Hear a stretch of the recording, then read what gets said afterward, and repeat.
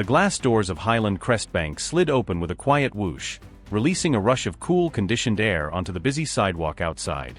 The scent of freshly brewed coffee mingled with the faint polish of leather furniture, creating an atmosphere that spoke of quiet efficiency and wealth. Sunlight streamed in through the expansive floor-to-ceiling windows, casting crisp golden lines across the polished marble floors. Every detail of the bank's interior, mahogany desks, sleek glass partitions, gold accents strategically placed to catch the light, was designed to impress, to remind anyone who entered that money lived here. Dorian Bennett stepped inside, rolling his shoulders beneath his tailored blazer. He carried himself with the quiet confidence of a man who had spent years walking into boardrooms, negotiating high-stakes deals, and proving that he belonged. He was no stranger to success, no stranger to spaces like these. Yet, as he adjusted the cuff of his crisp white shirt and glanced around the gleaming lobby, there was a sense, subtle but present, that today's meeting would test something beyond just his business acumen. He wasn't here by chance. His appointment had been set for 11 a.m. sharp, confirmed twice to avoid any scheduling conflicts. The reason was simple: expansion. His company, Bennett Strategies, had been growing steadily, carving out a strong reputation in the world of corporate consulting. Now it was time to take things to the next level, and securing a strategic business loan would allow him to do just that. With a flawless financial record and a strong portfolio, he had no reason to expect anything less than a straightforward, professional transaction. The air of the bank hummed with the quiet sounds of industry, murmured conversations, the occasional tap of heels against marble, the distant hum of telephones ringing behind frosted glass doors. Dorian exhaled slowly, adjusting his grip on his leather portfolio as he approached the reception desk. A woman with a neatly pinned bun and an air of practiced disinterest glanced up as he stopped in front of her. Her nameplate read Melissa. "Welcome to Highland Crest Bank," she said, her voice clipped and automatic, like she had said those exact words 1,000 times before. "Do you have an appointment?" "Dorian Bennett," he replied, placing his portfolio on the counter. "I have a meeting with Linda Kramer at 11. Melissa tapped at her keyboard, barely sparing him a glance. After a moment, she nodded. "You're on the schedule," she said, her tone neutral. "You can have a seat. She'll be with you soon." Dorian gave a polite nod, stepping back toward the seating area. His eyes scanned the room as he selected a chair near the windows, where sunlight cast long warm streaks over the floor. He sat down, crossing one leg over the other, and rested his briefcase beside him. The bank was quiet, but not still. A group of sharply dressed professionals stood near the teller counters, chatting about market shifts and investment strategies, the kind of conversation that flowed easily among those who felt they belonged. Dorian checked his watch. 10:50 morgens. He had arrived early. He always did. Being early wasn't just about punctuality. It was about preparedness, control, discipline. It was the unspoken rule of business. The person who was ready first, who held the most information, often held the most power. Leaning back, he observed the people moving in and out of the executive offices, passing through the frosted glass doors that separated the main lobby from the inner workings of the bank.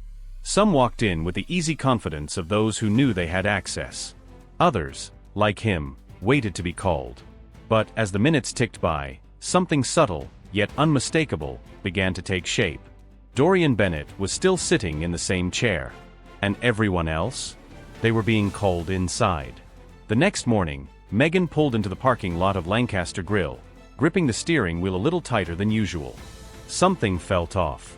Maybe it was the way the cold air seemed sharper that day, biting through her jacket as she stepped out of her car.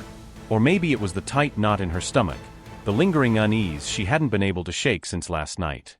As she walked toward the entrance, she spotted Beth and Jason through the diner's front window. They were standing near the counter, whispering, their expressions unreadable. But as soon as she stepped inside, the energy in the room shifted. Beth leaned against the counter, arms crossed, a sly little smirk tugging at her lips. Jason stood beside her, arms folded, a glint of amusement in his eyes. They were waiting for something. Megan ignored them, adjusting the strap of her apron over her shoulder as she headed toward the back to clock in. Then she heard it. The sound of a door creaking open. She turned just in time to see Tom, the manager, standing in the doorway of his office. His expression was unreadable, but there was something about the way he looked at her, like he had been expecting this moment. "Megan," he said flatly, "come with me." Her heart skipped a beat. She glanced at Beth and Jason, who were both watching now, their smirks deepening. Something was wrong.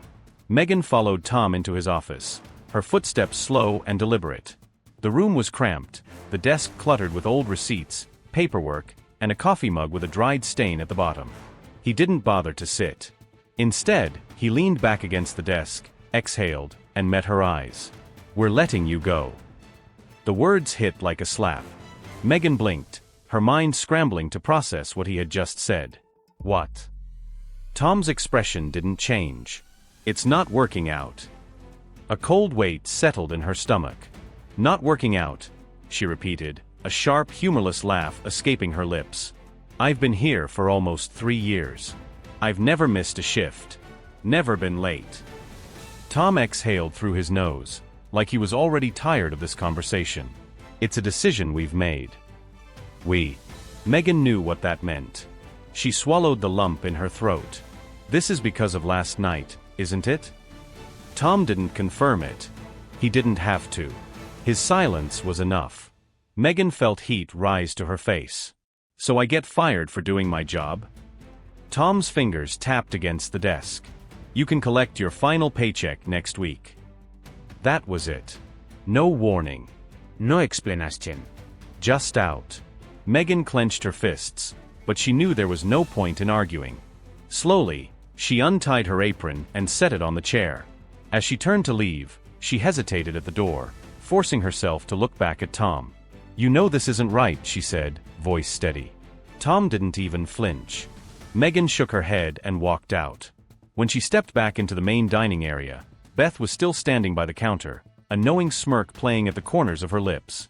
Jason pretended to wipe down a table, but he wasn't even trying to hide the satisfaction in his eyes. They had been waiting for this moment. Megan felt her face burn, not with embarrassment, but with anger. She wanted to say something. She wanted to call them out, to demand to know how they could be so damn heartless. But she didn't. She wouldn't give them the satisfaction. Lifting her chin, she walked past them without a word, pushing through the doors into the cold morning air. For the first time in 3 years, she had no job. No paycheck. No backup plan. She got into her car, slammed the door shut, and gripped the steering wheel so tightly her knuckles turned white.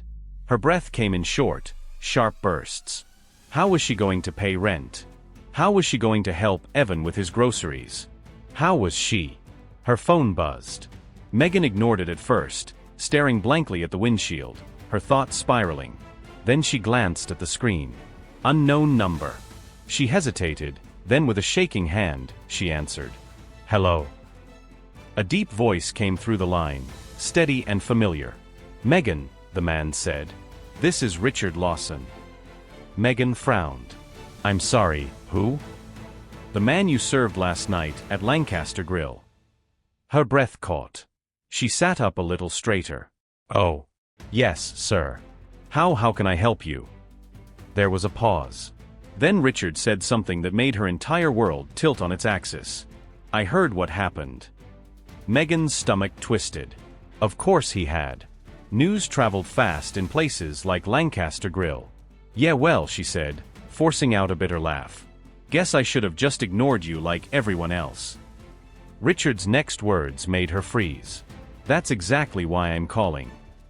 Dorian remained standing by the reception desk, his gaze steady as he looked at Melissa. She had already returned her focus to her screen, typing away with the same detached air she had maintained since he first arrived. He let a moment pass, then spoke, his voice calm but firm. "Does Linda Kramer know that I'm waiting?" Melissa barely spared him a glance. She let out a short breath, as if the question itself was an inconvenience, and tapped a few keys on her keyboard without urgency. "She knows," she said flatly. "She's just finishing up with another client." Dorian waited for something more, some indication that she would follow up, check again, offer an updated time. But nothing came. No apology. No sign that she had any intention of moving things forward. Just another vague response meant to pacify, not to resolve. He pressed on. "Do you have an estimate on when she'll be available?" Melissa's fingers paused for half a second before she gave a slight shrug. "It shouldn't be much longer." That phrase again. It shouldn't be much longer. A non-answer. A way to dismiss him without explicitly telling him he didn't matter. Dorian exhaled slowly, biting back the frustration rising in his chest. He had seen this before, the subtle tactics, the polite indifference.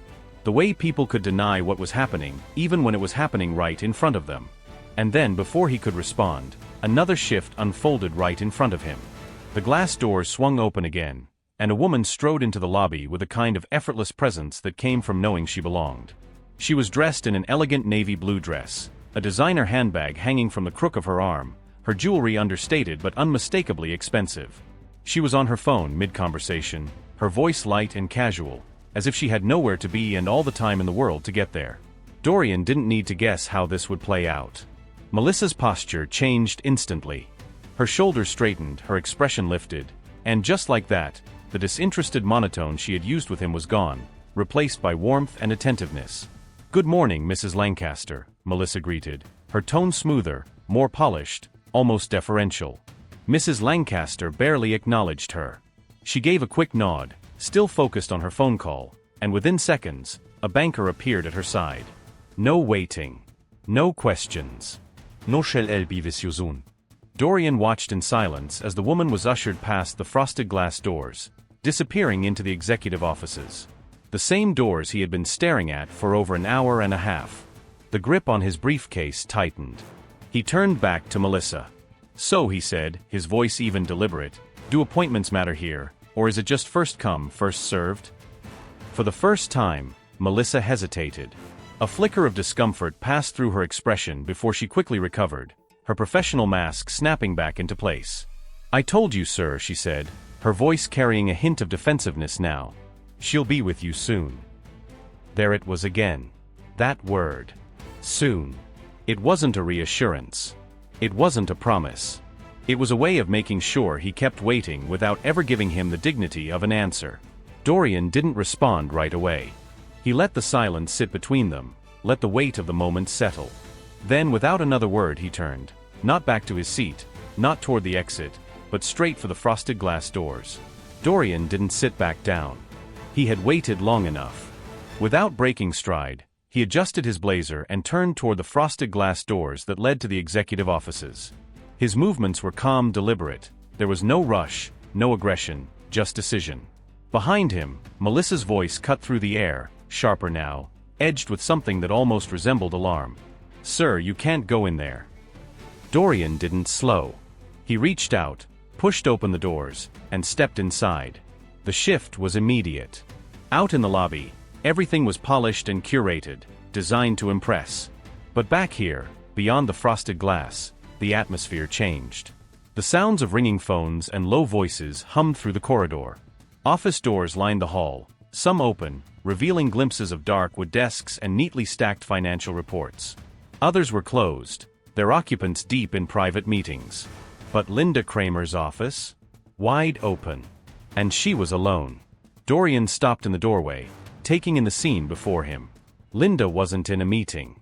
She wasn't occupied with a high-profile client or dealing with some urgent bank crisis. She was seated at her desk, typing leisurely on her laptop, completely undisturbed. For a split second, she didn't notice him.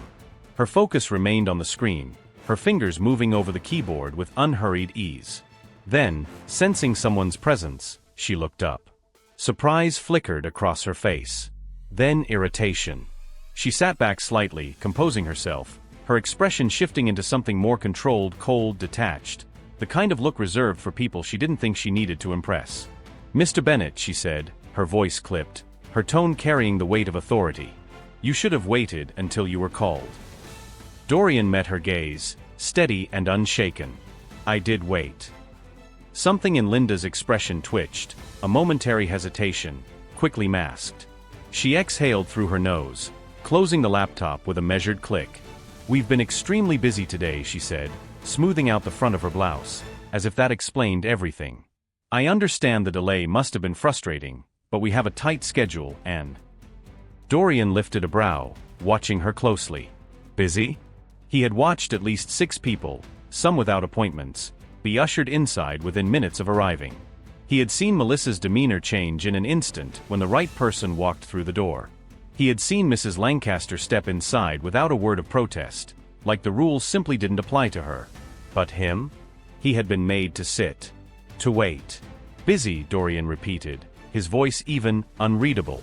Linda's fingers twitched slightly as she reached for a folder on her desk. Regardless, she continued, flipping it open, let's get to why you're here. There it was. The redirection. She wasn't going to acknowledge the wait. She wasn't going to apologize. She was going to move on, as if none of it had happened. Dorian didn't sit. Linda barely seemed to notice. She was already scanning the contents of the file in front of her, shifting seamlessly into business mode, her voice regaining the polished, dismissive edge. I've had a chance to review your loan application, she said, and while your financials are impressive, we do have strict criteria for approvals. Given the current lending climate, I'm afraid we'll need more assurances before we can proceed. There it was again. The quiet pushback. The careful language, designed to sound like logic, like policy, but Dorian recognized what it really was. He had built his company from nothing. He had worked through setbacks, dealt with investors who had underestimated him, proved himself in rooms full of men who thought they knew better. He knew exactly what a rejection based on real numbers sounded like. And this? This wasn't about numbers. This was about barriers. He watched as Linda straightened in her chair, looking at him expectantly, as if the decision had already been made. She thought this was the end of the conversation. She had no idea that it was just getting started. The door swung open. The quiet hum of the hallway outside spilled into the room, but it wasn't just background noise anymore. It carried weight, a presence that shifted the air. 3 men stepped inside, their tailored suits crisp, their movements deliberate. They didn't need to announce who they were. Everything about them spoke of authority, decision-making power, control. And leading them was Richard Langford, CEO of Highland Crest Bank. Linda went rigid in her chair. The color drained slightly from her face as Richard's sharp gaze swept over the room, instantly assessing the situation. He barely spared her a glance before his eyes landed on Dorian, and in a beat, his expression changed. Recognition. Surprise. And then something else. Concern. Dorian. Richard's voice was firm but laced with familiarity. What the hell are you doing here? The room shifted. Linda straightened, her fingers tightening slightly around the edges of the folder in front of her. It was subtle, but Dorian caught it, the smallest flicker of panic. Dorian turned, meeting Richard's gaze with an easy composure, one that came not from intimidation, but from understanding exactly where the power in this room now sat. Before he could answer, Richard's expression darkened slightly. His eyes flicked toward Linda, then back to Dorian. How long have you been waiting? Silence stretched between them. Dorian let it sit. He let the weight of the question settle over the room, over Linda, over every single choice she had made today. Then, with the same calm he had maintained all morning, he spoke. About an hour and a half. Richard's face didn't change much. There was no dramatic outburst, no immediate anger, but Dorian saw it, the slight tick in his jaw, the way his posture stiffened just enough to signal something had gone very, very wrong. Linda opened her mouth, scrambling for an explanation. There was a scheduling issue, she started, voice forced, words coming out just a little too quickly. We've been busy all day, and... Richard didn't even look at her. His attention remained on Dorian, his expression unreadable, but there was a shift, a quiet, simmering anger beneath his carefully controlled demeanor. You should have called me, Richard said. His voice wasn't loud, but it carried weight, the kind that made the entire room feel smaller. I would have made sure you were taken care of. Dorian tilted his head slightly, a small, knowing smile pulling at the corner of his lips. I didn't think I needed to. Another pause. Richard exhaled slowly, shaking his head just once before turning toward Linda. Step outside. Linda went still. For a split second, it seemed like she might protest, like she might try to salvage some part of this. But the look in Richard's eyes left no room for argument. She stood, her movements stiff, her hands clenching into fists before she forced them to relax. Of course, she said, her voice quieter now. She closed the folder in front of her and walked toward the door, her heels clicking against the floor. The door clicked shoot hinterher. The silence that followed was heavy, charged. Richard let out a slow breath before returning back to Dorian, checking how he said again. I don't know what happened, he said, voice controlled but clipped, but I guarantee it won't happen again. Dorian didn't respond right away. He didn't need to. Because the damage had already been done. Richard leaned against the desk, rubbing a hand over his jaw before straightening. "This isn't how we do things here," he said, his tone carrying the unspoken acknowledgement that today had exposed something deeper, something systemic. Dorian raised an eyebrow.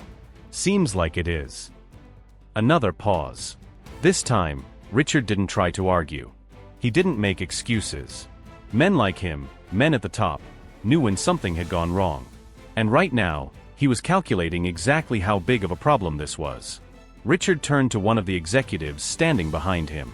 "Make sure Linda is off the floor immediately," he said, his voice smooth, decisive. "We'll have a conversation later." The man nodded once and stepped out without another word.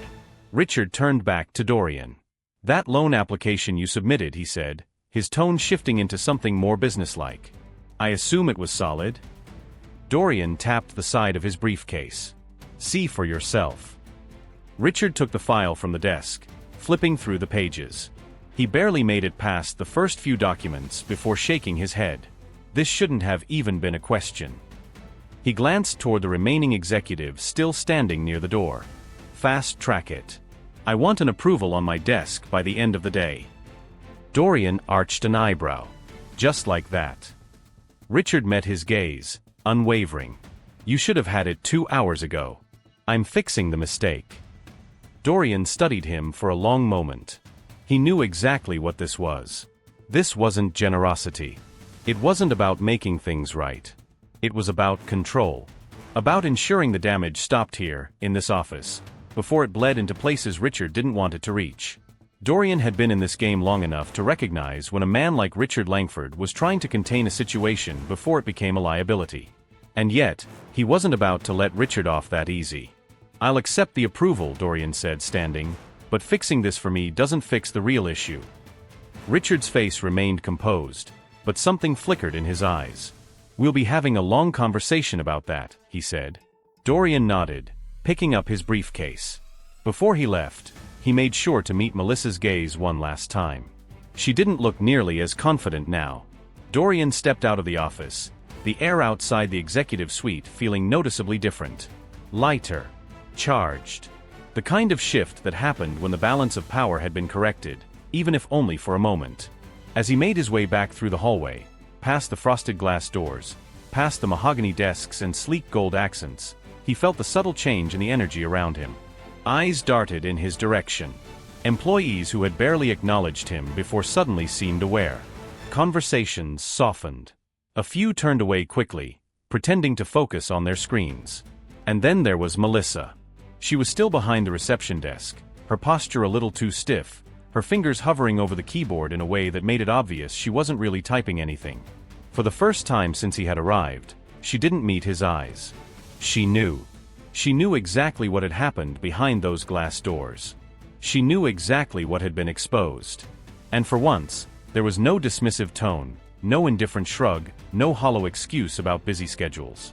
Dorian didn't say a word. He didn't need to. Melissa's avoidance was acknowledgement enough.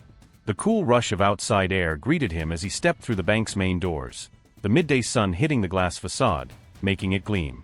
It was the kind of building meant to impress, to establish dominance, to remind people of where power resided. And yet, the cracks had already begun to form. Dorian reached into his pocket, pulling out his phone. A single new email notification glowed on the screen. Subject: Loan Approval. A slow, knowing smirk crossed his lips. It wasn't about the approval. He had never doubted that his numbers were solid, that his company was worth the investment. The numbers had been right from the beginning. What had changed was that someone had been forced to acknowledge it. Dorian slipped his phone back into his pocket and walked toward his car, the weight of the morning settling in his chest, not as anger, not as resentment, but as resolution. This hadn't been about a loan. It hadn't even been about Linda Kramer. It had been about something much bigger. It had been about the quiet, unspoken assumptions that dictated who deserved to be in certain rooms, who was acknowledged, who was given priority, and who was told to wait. It had been about the way power was wielded so casually, so seamlessly, that most people wouldn't even notice it. But today, someone had noticed. And today, someone had been forced to face the consequences. Dorian exhaled slowly, rolling his shoulders back. Respect isn't given. It's demanded. And today, he had made sure they would never forget why overlooking him had been a mistake. Have you ever been made to wait? Not just in line. Not just for a table at a restaurant or a delayed appointment. But truly made to wait, for recognition, for respect, for the basic acknowledgement that your time, your presence, your worth matters just as much as anyone else's. Have you ever watched as others, no more qualified, no more deserving, were ushered ahead of you while you sat there, waiting for permission to exist in a space you had every right to be in? Dorian's story isn't just his own. It happens everywhere, in boardrooms, in banks, in corporate offices, in places where decisions are made behind closed doors. It happens in ways that are quiet, almost imperceptible, wrapped in politeness, hidden behind thinly veiled excuses. But make no mistake, it happens. And too often, people accept it. They tell themselves it's just how things work. They convince themselves that if they wait patiently, if they don't make a fuss, eventually, someone will notice them. But here's the truth. No one is going to hand you the seat you deserve. You have to take it. You have to stand up, step forward, push past the invisible lines they try to draw around you. Dorian wasn't given respect, he demanded it. And when the doors finally opened, when the right people saw what had happened, the entire system shifted, not because they wanted it to, but because they had no choice.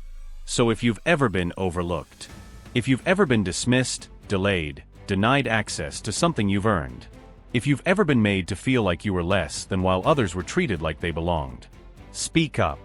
Don't wait for permission. Våg trug sig då. And if they try to stop you, make sure they remember why that was a mistake. If this story made you think, don't just scroll away, take action. Like this video to help spread awareness. Share it with your friends and family, because conversations spark change. Comment below and tell us your thoughts. Have you ever witnessed an abuse of power? Let's talk about it. Follow our channel for more powerful real-life stories. And turn on notifications so you never miss an update. Change starts with awareness. Awareness starts with you. Be part of the movement.